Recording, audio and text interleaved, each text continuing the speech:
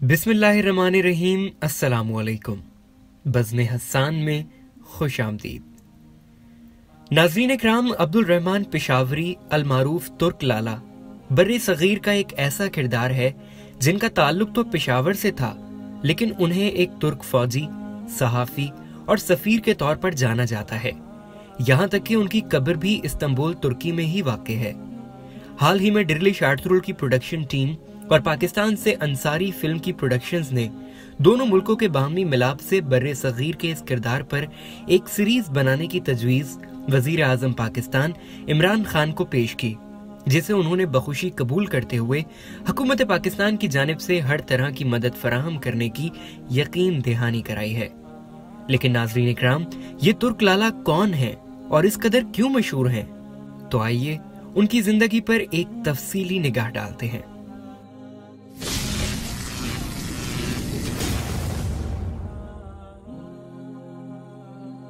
अब्दुल रहमान पेशावरी या तुर्क लाला 1886 में पेशावर में पैदा हुए, जहां उस वक्त बरतानिया की हुकूमत थी। उन्होंने अपनी इब्तिदाई तालीम पेशावर से हासिल की और फिर Mohammedan Anglo oriental college Aligarh में दाखिला ले लिया। आप फितरतन एक अच्छे मुसलमान और खिलाफत से मोहब्बत करने वाले थे, और इसीलिए जब जंगे बल्कान में उस्मानी अफवाज को मदद की जरूरत पड़ी तो अब्दुल रहमान पेशावरी ने पढ़ाई छोड़ दी और एक ऐसे गिरोह के साथ शामिल हो गए जो रजाकाराना तौर पर उस्मानी फौज की मदद के लिए जा रहा था। इसकी तफसील कुछ इस तरह से है कि 1912 के दौरान यूरोप में बल्कान की कुछ इत्तेहादी रियासतों की जानिब से सल्तनत उस्मानिया को बगावत का सामना करना पड़ा। उस वक्त बरे सगीर में मुसलमानों की एक ऐसी तंजीम सरगर्म थी जो एक मिल्लत या मुसलमानों में इत्तेहाद कायम करने के लिए कोशां थी, और बाद में यही तंजीम तहरीक खिलाफत के नाम से पूरी दुनिया में जानी गई। इस तंजीम के लोगों ने जंगे बल्कान के दौरान उस्मानियों की माली मदद के लिए एक फंड कायम किया, जिसमें आम शहरियों ने फरागदिली से हिस्सा लिया और तुर्कों को माली मदद फराहम की। इलावज़ी इस तंजीम ने यह फैसला किया कि जख्मी तुर्क सिपाहियों की मदद के लिए एक तिबी टीम भी तश्कील दी जाएगी। लिहाजा 5 तिब्बी माहिरीन और 19 रजाकारों पर मुश्तमिल 24 रुकनी वफ्द डॉक्टर मुख्तार अहमद अंसारी की सरबराही में 15 दिसंबर 1912 को इस्तांबुल रवाना हो गया। इस पूरे वाक़ये को तारीख में अवामी मिशन बराए उस्मानी सल्तनत कहा जाता है। इस मिशन में अब्दुल रहमान पेशावरी भी शामिल थे, जिन्होंने इस मिशन के लिए अपना जाती सामान फरोख्त किया और अपने घर वालों की मदद के बगैर पैरा मेडिसिन और इब्तिदाई तिब्बी इमदाद का एक तरबियती कोर्स मुकम्मल किया। उन्होंने अपने घर वालों को अपने इस फैसले के बारे में मुत्तला ना किया था, क्योंकि वो जानते थे कि उनके वालिद पढ़ाई के मामले में सख्त हैं और वो उन्हें इसकी इजाजत नहीं देंगे। लिहाजा इस्तांबुल रवानगी से कबल अब्दुल रहमान अपने घर वालों से मिलने गए, अपने फैसले से आगाह किया, उन्हें अलविदा किया और बगैर कुछ सुने वहां से लौट आए और सफर इस्तांबुल पर रवाना हो गए। उस वक्त आपकी उम्र 26 साल थी। तुर्की में बड़े सगीर के मुसलमानों का ये मिशन 6 माह तक जारी रहा और उनकी सरगर्मियों को खूब प्रेस कवरेज मिली। यहाँ तक कि उस्मानी सुल्तान ने उस टीम को अपने महल में मदऊ किया और उनकी खिदमत के लिए उनका शुक्रिया अदा किया। अब्दुल रहमान पेशावरी उस्मानी रेड क्रिसेंट सोसाइटी में भी शामिल हुए, जिसने बरे सगीर में मुसलमानों से माली इमदाद ली और बल्कान में मसरूफ उस्मानी फौजियों को तिब्बी सामान और इमदाद फराहम की। हिंदुस्तानी अखबार खुसूसन अल हिलाल के जरिए इस मिशन को मुस्बत तौर पर अवाम के सामने पेश किया गया, जिसकी वजह से इस अखबार को 1914 में बरतानवी हुकूमत की जानिब से बंद कर दिया गया। बल्कान तनाज़े के खात्मे के बाद तिब्बी वफ्द के मेंबरान 4 जुलाई 1913 तक बरे सगीर में वापस आ गए।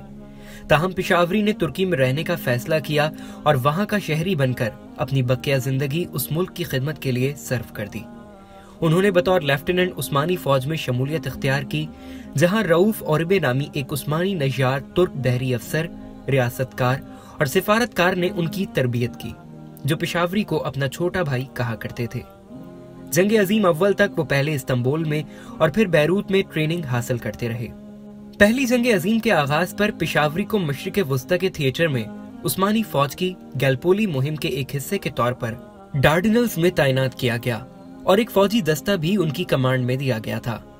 उन्होंने इत्तेहादी ताकतों के खिलाफ मुतअद्दिद लड़ाइयों में हिस्सा लिया और अपनी बहादुरी का सबूत पेश किया।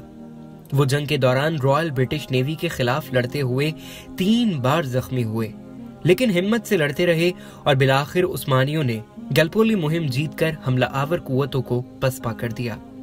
लेकिन पहली जंग अजीम में सल्तनत उस्मानिया को बहुत नुकसान उठाना पड़ा और इस्तांबुल इत्तेहादियों के कब्जे में चला गया।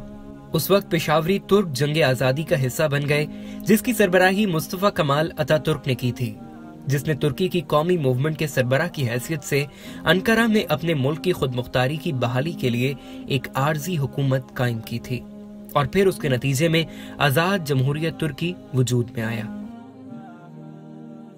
1920 में अब्दुल रहमान पेशावरी को तुर्क हुकूमत ने अफगानिस्तान में अपने पहले मंदूब के तौर पर मुकर्रर किया। इस तकर्रुरी की दो वजूहात थीं। पहली ये कि अफगानिस्तान के साथ तुर्की के ताल्लुकात को मुस्तहकम करना था, क्योंकि दोनों ममालिक यूरोपीय साम्राज्य से आजादी की जंग लड़ रहे थे, और दूसरी ये कि तुर्की अफगानिस्तान के हालात के बारे में मालूमात हासिल करना चाहता था। पेशावरी को जाती तौर पर कमाल अतातुर्क ने इस खित्ते, खासतौर पर हिंद और अफगान सरहद के बारे में मालूमात की वजह से मुंतखब किया था, और इसलिए भी कि वो तुर्क फौज का हिस्सा रहे थे। इलावजी वो अफगानिस्तान की दोनों कौमी जबानें यानी पश्तो और फारसी रवानी से बोला करते थे और वो अंग्रेजी से भी वाकिफ थे। पेशावरी 1921 में काबुल पहुंचे और अफगानिस्तान के बादशाह अमानुल्लाह खान को अतातुर्क का खत पेश किया, जिसमें लिखा था कि अतातुर्क पेशावरी को बतौर खुसूसी मंदूब अफगानिस्तान भेज रहे हैं। उन्होंने जून 1922 तक इस ओहदे पर खिदमात सरंजाम दी, जिसके बाद जमहूरियत तुर्की की आजादी की वजह से उस ओहदे को एक मुकम्मल सफीराना किरदार में तब्दील कर दिया गया। काबुल में अपने दौरे हुकूमत में उन्होंने मुख्तलिफ तरक्याती मंसूबों, बिलखुसूस तालीम के मैदान में माली आनत फराहम करके दो तरफा ताल्लुकात को फरोग दिया। 1925 में पेशावरी पर इस्तांबुल में कातिलाना हमला हुआ और उनकी पीठ पर गोली मारी गई। वो 1 माह तक अस्पताल में ज़ेर इलाज रहे, लेकिन फिर 39 साल की उम्र में इंतकाल कर गए। उनकी वफात पर तुर्की, बरे सगीर हिंद और अफगानिस्तान में सोग मनाया गया और तुर्की में हर साल 30 जून को कौमी दिन तुर्क लाला के नाम से मनाया जाता है। ये बात मशहूर है कि पेशावरी का कत्ल गलत शनाख्त का मामला है। आजाद रियासत के बाद तुर्की के पहले वजीर आजम के तौर पर खिदमात अंजाम देने वाले सियासतदान और बहरिया के कमांडर रऊफ ओरबे आर्मीनियाई शूटर का मतलूबा हदफ थे। मुबैना तौर पर पेशावरी का रऊफ ओरबे से गहरी जिस्मानी मुशाहबत था और कातिल ने गलती से पेशावरी को ओरबे समझकर गोली मार दी थी। उन्हें निहायत ही एहतराम के साथ इस्तांबुल में सुपुर्दे खाक किया गया। उनका सामान, जिसमें उनके मेडल्स, वर्दी और जाती डायरी शामिल थी, उनके भाई अब्दुल अजीज के हवाले कर दी गई, लेकिन इन चीजों को हिंदुस्तान में बरतानवी हुकाम ने जब्त कर लिया।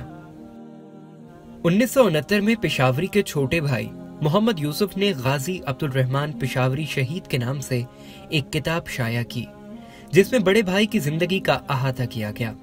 सन 2016 में पाकिस्तान के सरकारी दौरे के दौरान तुर्क सदर रजब तैयब उर्दुवान ने पाकिस्तानी पार्लियामेंट के मुश्तरका इजलास से खिताब में तुर्क लाला की खिदमात को सराहा और अकीदत का इजहार किया। उन्होंने तुर्क लाला को मुताद्दिद काबिल जिक्र शख्सियात में से एक के तौर पर उजागर किया, जो जदीद पाकिस्तान और तुर्की के माबैन तारीखी तौर पर करीबी ताल्लुकात में नुमाया है, और अब पाकिस्तान और तुर्की मुश्तरका तौर पर पेशावरी की जिंदगी पर मुबनी तुर्क लाला के नाम से एक तारीखी टेलीविजन सीरीज तैयार करेंगे। इस सिलसिले में तुर्की की आजादी की जद्दोजहद में बर्रे सगीर के मुसलमानों की शिरकत को भी पेश किया जाएगा। पाकिस्तान के वजीर आजम इमरान खान ने तुर्की के मारूफ डायरेक्टर कमाल तकदीम से इस मंसूबे पर तबादला ख्याल किया और जल्द ही इसे फिल्माकर दोनों मुल्कों की आवाम के सामने पेश करने की हिदायत दी। इस ड्रामे में दोनों मुल्कों से अदाकारों को कास्ट किया जाएगा, जिनमें अब तक डिरिलिश आर्तुरुल में अब्दुल रहमान का किरदार अदा करने वाले अदाकार जलाल अल, पाकिस्तानी अदाकार हुमायूं सईद और अदनान सईद के नाम फाइनल हैं। तो नाजरीन इकराम, ये थे पेशावर से ताल्लुक रखने वाले गाजी अब्दुल रहमान पेशावरी अलमारूफ तुर्क लाला, जिनकी मुकम्मल तारीख हमने आपके सामने पेश कर दी है। आप मजीद किस हवाले से जानना चाहते हैं, कमेंट सेक्शन में हमें जरूर बताएं।